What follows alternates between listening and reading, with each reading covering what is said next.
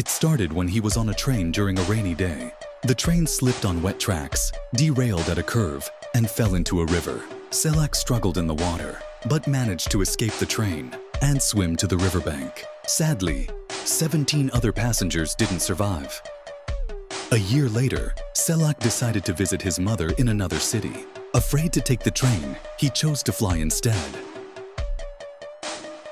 But while the plane was about to land, a door suddenly broke open.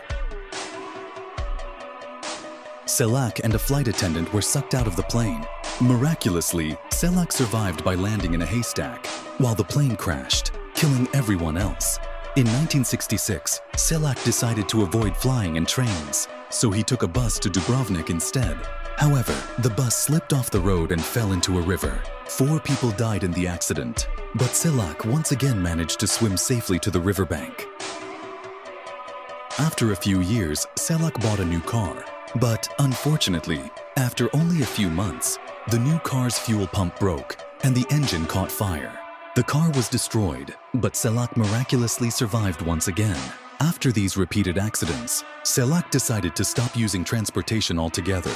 However, over time, he regained confidence and realized that cars were still a big help in daily life. So, he decided to always carefully inspect his car before driving to make sure it was safe to use. After avoiding accidents for over 20 years, but in 1995, while walking on the street, he was hit by a bus. He was injured but survived.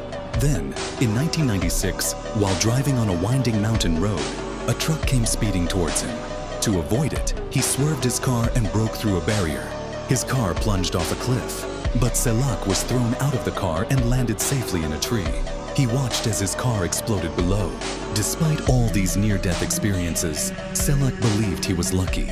In 2003, he won 800,000 euros in the lottery.